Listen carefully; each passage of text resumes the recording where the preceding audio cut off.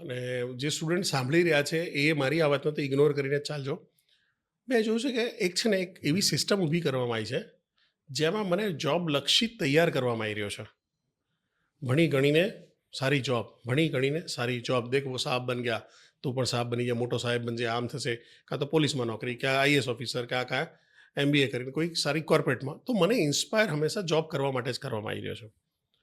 હું જઉં છું, અભ્યાસ કરું છું, ભણી રહ્યો છું, કોર્પોરેટ રેડી થઈ રહ્યો છું, મેં લાખો રૂપિયા ખર્ચી નાખ્યા, મેં MBA કર્યું, બહાર આવી રહ્યો છું અને મારા જેવા ઘણા બધા લોકો બહાર આવી રહ્યા છે.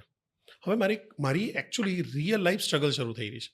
જોબે મળી ગઈ, બધું જ છે, પણ કશે ને કશે એક ખાલીપો છે લાઈફની અંદર જે મને સેટિસ્ફેક્શન નથી આપી રહ્યો. જે મને એવું લાગ્યું કે યાર આ પહેલા ધોરણથી આ કોલેજ સુધીની જે છે એમાંથી મને મળી શું રહ્યું છું, હું શું લઈ રહ્યો છું.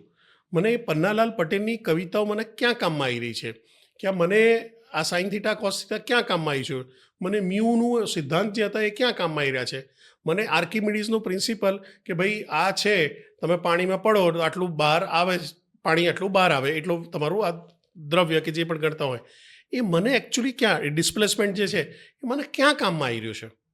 કે મને આ કહેવામાં આવ્યું કે ભાઈ આ છે બાયોલોજીમાં આને કોર્નિયા કહેવાય, આને આ કહેવાય, મને ક્યાં કામ આવી રહ્યો છે. એટલે હું જ્યારે પાછળ વળીને જોઉં છું, અત્યારે સમજો છો હું કમાઈ રહ્યો છું કે અત્યારે બીજા પણ ઘણા બધા લોકો છે એ એમના કારકિર્દીની અંદર જે શરૂ કર્યા પછીનો જે ફેઝમાં જે સ્કિલ અથવા જે ડેવલપમેન્ટ અથવા જે ડિસિઝન લઈ રહ્યા છે એ અમને મદદ કરે છે, ન કે એજ્યુકેશન. એટલે એજ્યુકેશન મારા માટે એક પ્લેટફોર્મની ટિકિટ અથવા ટ્રેનમાં ચડવા માટેની ટિકિટ સુધીનું કામનું છે, પણ મને ફર્સ્ટ ક્લાસ મળશે, સેકન્ડ ક્લાસ મળશે કે થર્ડ ક્લાસની સીટ મળશે એ મારી પછી આવડત ઉપર છે, જે તમે વાત કરી એની પર. તો મારું પર્સનલી હજુ પણ એવું છે કે ના, આને પેરેલલી હોવું જોઈએ અથવા અમુક ટુકડામાં હોવું જોઈએ.